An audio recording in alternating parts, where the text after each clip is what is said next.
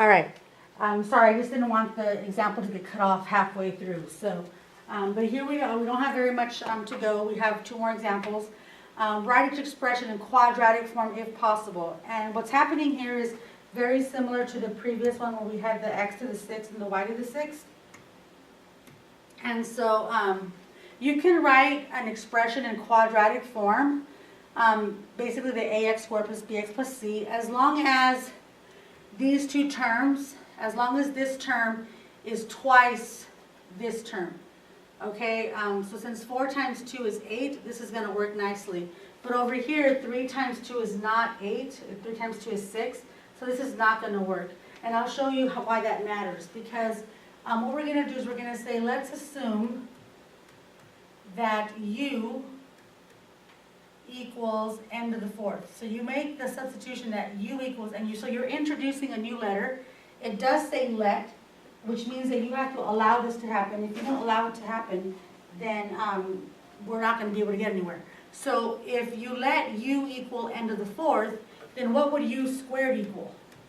It would be n to the 4th squared. And since we already said earlier that 4 times, when you have a power raised to a power, you go 4 times 2 is 8. So it means that u squared would equal n to the 8th, which is what this is here.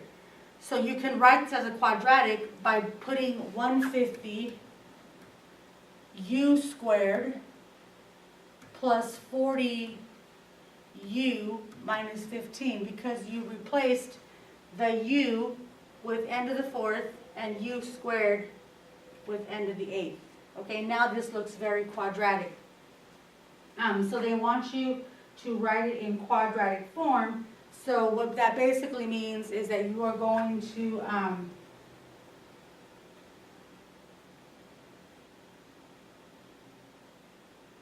sorry, I'm just trying to make sure that I'm doing what I'm supposed to do. So now you want to replace the u back when you're done. Okay, so right now what we can look at is what do all of these terms have in common? I'm pretty sure that at least 5. So if I take out a 5,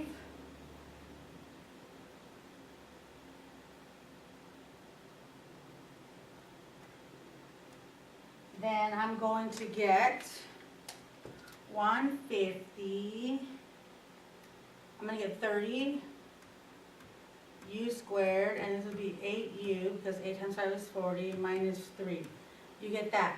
So what they want you to do is to write it in quadratic form, is to put the u back. So we're going to go 30, since u squared is n 4th squared, plus 8 times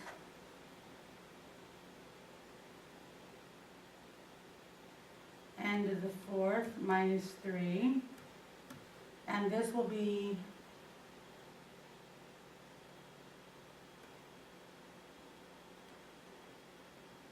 our final answer. Sorry. All right. So you basically want to write n to the 4th squared, which is n to the 8th, and then n to the 4th to the 1, which is n to the 4th. But you can see your 30 is there, your 8 is there, your minus 3, and the 5 is out here. And this would be the quadratic form. All right, so it just helps to make the u substitution in the beginning so that you know if it works or not. Now in this case, we can't do the whole u thing, because like I said before, 3 times 2 is not going to give us 8, it's going to give us 6. So this is not possible.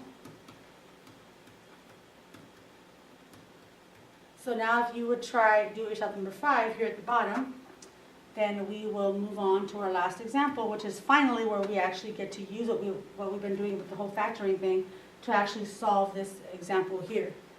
So here we have something that, like I said earlier, you want to be able to solve using a quadratic form.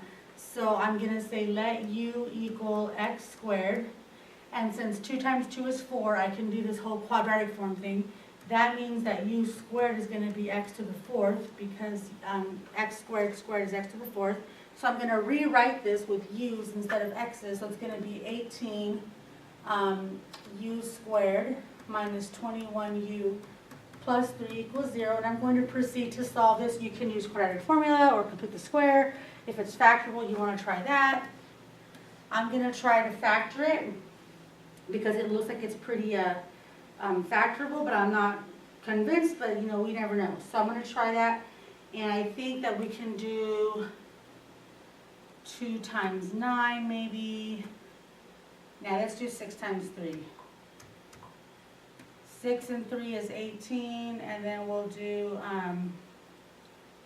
3 and 1. So 6 times 3 is 18, and 1 times 3 is 3, and that'll give me a positive 21, but I want a negative 21, so if I make these both negative, then that will still be positive 3, but this will be negative 18 and negative 3, and then it'll be negative 21, it'll all work, so yay! So,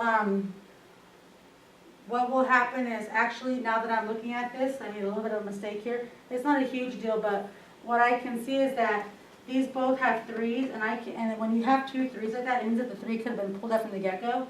So before I even did my factorization, which was beautiful work, by the way, but I probably would have made my life easier if I would have recognized that 18, negative 21, and 3 all have 3 in common first. So I'm going to actually pull out a 3 first. And then I'm going to get 3 times 6 is 18 minus 7u plus 1. And now I'm going to actually factor this guy. It's still going to factor as we saw earlier, but probably a little bit easier this time. 2 times 3 and 1 times 1. I'm going to make these negative, so I'm going to get negative 3 minus 2, which is negative 5. And that's not going to give me negative 7, so that means I need to go with 6 and 1. And that will work. Negative 6 minus 1 is negative 7. So now I will get my 3, 6u minus 1, and u minus 1, all equal to 0. Okay, so I got my 3 from before, 6 minus u from up here. 6u minus 1 from up here, and then 1u minus 1 down here. So now, if you remember from when we did quadratics before, what you want to do is, first and foremost, is replace the u with the original substitution. So now, this is going to be 3 times 6, and since u is x squared, it's going to be 6x squared minus 1 times x squared minus 1 equal to 0. And then now I make my 3 separate factors equal to 0 separately. So either 3 equals 0, which we know is not true, or 6x squared minus 1 equals 0, or x squared minus 1 equals 0. This is the 0 product property. So now I'm going to add 1, and I'll get 6x squared equals 1. Divide by 6, so x squared equals 1/6. Square root everything, so x will equal plus or minus.